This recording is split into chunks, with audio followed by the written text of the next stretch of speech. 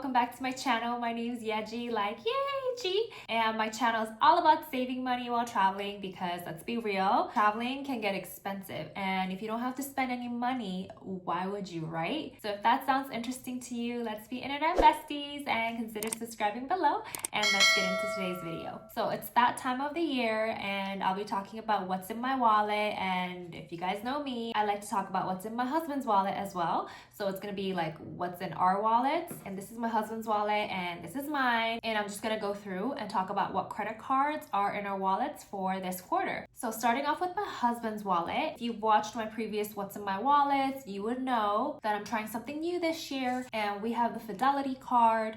We use this for our daughter's 529. We're kind of just seeing and moving our point system around, and instead of getting points, we're just getting cash back essentially into her 529 account, and we just want to see pretty much how much we can earn for our daughter. This is just like a testing trial period right now this year in 2025. I don't know if I'm going to continue this pattern next year because I'm not really a huge fan of cashback cards. 2% really is not that much, even though I know that's kind of like the norm. But there's a rumor going around, OMG, that there's going to be a 4% cashback card from Coinbase, like with Amex, and if you guys invest in Bitcoin, then oh my gosh, like you need that card. Like if that's true and if it comes out, then yes, I will definitely be switching over to that card. But for the time being, we're testing it out. So we have the Fidelity card. Also, if you guys haven't seen my previous what's in my wallet, I'll link it up above just so that you can compare like how my cards have changed. And of course, this is all depending on like our travel patterns and what cards are needed for each quarter. The next card is a keeper card in my husband's wallet. It's the Citi Strata Premier. This is just a good card to have it, like kind of like a mid-tier card. It's only $95 annual fee, but it's a MasterCard, not an Amex. And so if you are at a location that doesn't accept Amex for whatever reason, then this is just a good card to have because it gives you a good multiplier, like not the best, but not the worst. So 3x on gas stations and EV charging stations. It gives you 3x on dining as well, which that's why I said it's like a mid-tier card. We normally put dining spend on another card that I'll talk about next. But like I said, if you can't spend it on the other card, then you can just spend it on here. And this is also an important card for us because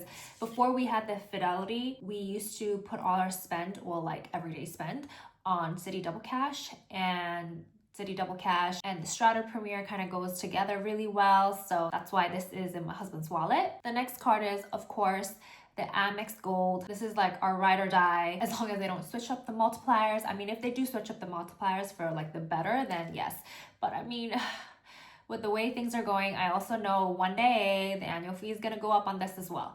But for now, this is a keeper card for us. We love this card. We use this card all the time, whether it's groceries or dining out. The credits that we get, we take full advantage of it. And I love Amex points. I love having a lot of Amex points. So we like to keep this card and use this card quite a bit. This card gives you 4x on dining and groceries. So 4x is obviously better than 3x for dining on the Strata card. So dining wise, we put more spend on this. The next card that my husband has in his wallet is this IHG Premier card. This is a business version of it. We don't have the personal version just yet. One day we are planning on getting it, but there's other personal chase cards that we've been opening up. And of course with the whole 524, at the time it was just easier for us to get the business version of it because it doesn't count towards your 524, you know? If you know, you know. But this card was in our wallet because recently we went to Kentucky to see Noah's Ark, like from the Bible. Like they have a real life size of it in Kentucky over there, which was like a super cool experience. So anyway, we stayed at the Holiday Inn nearby. I think it was called Williamstown, Kentucky. Never been to Kentucky before, so this was an interesting experience. We actually went to a Mexican restaurant right outside the Ark, and I don't think Kentucky and Mexican food really goes hand in hand. Maybe it's because I'm from Texas, but I was like, what is this?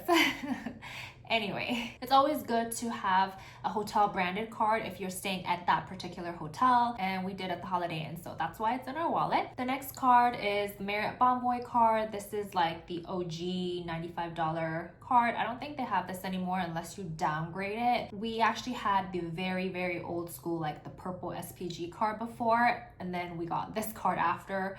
And yes, I do miss the old SPG days, but it is what it is with Marriott now. Normally we carry our Brilliant card around, but I think it's in like a different wallet. I couldn't find it for this video, and so I just grabbed the Bonvoy card. My husband has like 2 of this because I think this card is way more valuable than the Bevy card, like, you know, the mid-tier card from Amex. The Bevy card doesn't even give you a free night, and it's like $250 for annual fee, whereas this is $95 and you get 35K free night certificate, which I know 35K is not a lot with the whole like Marriott pricing and stuff going up and stuff, but you can get like decent airport hotels that cost like $150 to like $200 a night, and I mean, you're essentially getting it for $95. So we don't mind it. I mean, we clearly don't because we have 2 of these, right? Now, moving on to my wallet.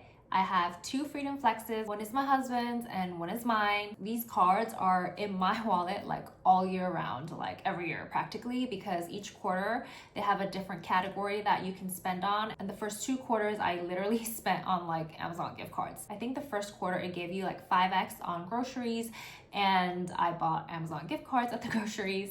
And the second quarter, it was also like Amazon purchases. So I bought a bunch of Amazon gift cards to use on future Amazon, which is helpful because like if you stock up on Amazon gift cards and just have it in your Amazon account and then like wait until Prime Day comes along, then you know, you have a lot to spend, and that way you can kind of save a little bit of money, you know. Gotta like think ahead a little bit and not be tempted to spend on Amazon before Prime Day, but yeah, that's why these cards are in my wallet. For this quarter, however, the category that I'm most interested in is the live entertainment. Normally we do Disney in December or like Christmas time because we like to do the whole like Mickey's Very Merry Christmas Party. And if you buy tickets on the actual like Disney website and like not a third party, it counts towards live entertainment. So the tickets that we buy, not just for Mickey's Very Merry Christmas Party, but just like everyday ticket in general, you can get for 5x. And most likely I won't max out the 2 cards because I mean, it's like $3,000 right here, and I don't think our ticket's gonna cost $3,000, at least I hope not, but most of the time we do, and therefore it's always in my wallet. The next card is my Citi Custom Cash. This is my grocery card. I max out like $500 on here each month for groceries,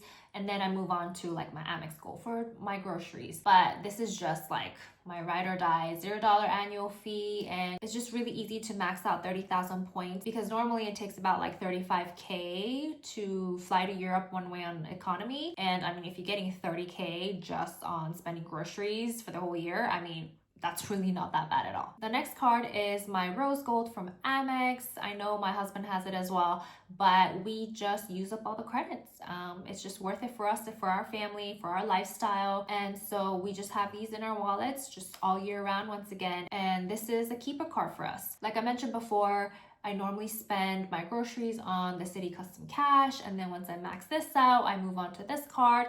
Sometimes I won't even like use this card for groceries because the Citi card will be enough, but there are some cases where, you know, I like spend more that month on groceries, then I'll move on to this card. This card is also like good for dining, of course. I mean, that's how they market the card. And if I'm out without my husband, then I'll put my dining spend on here. The next card in my wallet is the British Airways card. This is a $95 annual fee card, and I'm trying to like hit the 30K this year to get the companion pass. So if you watch my previous What's in My Wallet video, you will know that my husband also has this card, but we already maxed out the 30K this year on his card, so we're working on mine right now.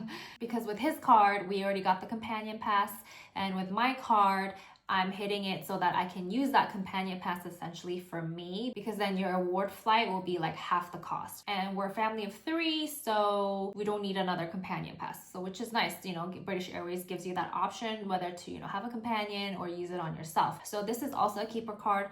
Every year we try to hit that 30K spend. Honestly, I know like 30K sounds like a lot for a card, but think about it. Like you can pay taxes with your credit card. And I know there is a fee for using a credit card, but if you're booking a flight that's like thousands of dollars, that fee, that processing fee of using a credit card is like so worth it, because flights are like what, $5-6 grand, right? So for us, we don't mind spending like taxes on credit cards, not just like your personal taxes, but also like property tax if you own a house, your child's education, if they take like tuition fees on a credit card, like that's amazing, right? So honestly, 30K, not bad at all. The last card in my wallet is my Capital One Venture X.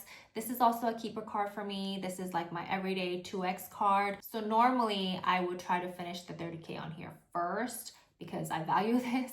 And then I'll move on to this card, and whatever like general spend that I have, I'll put it on this card. The annual fee for this card is $3.95, and this card, I feel like the annual fee is definitely worth it. Remember, they give you 10,000 points on every anniversary, so that plus the travel credit. Honestly, this card is like amazing for me. And I know that this card has been getting a little bit of hate because of all the benefits that Capital One removed, like the lounge access and blah blah blah, but honestly, I don't care about that. I only care about the multipliers right now. Like if you're flying business class, like when you're going abroad, you get lounge access anyways without having this card.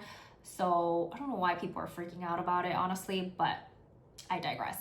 This card is amazing. It's my like ride or die.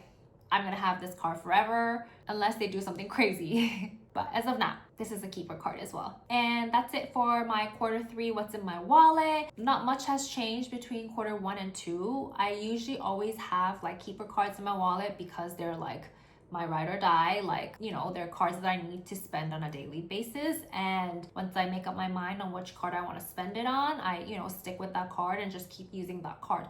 So there really isn't a lot of changes. The changes that come are like travel cards, such as like airline or hotel cards, or cards that I need to hit like welcome bonus because I opened up that card recently and such. As always, I hope today's video was helpful and informative. I hope showing 2 wallets kind of helps you kind of understand how it works in like a 2-player mode in a household. Of course, your spend is going to be different from our spend and what our lifestyles are, because, you know, that's the beauty of it. Like, we have different preferences, right? But anyway, if you guys have any questions or comments, please leave them down below, and I'll see you guys next time with a different video. Bye!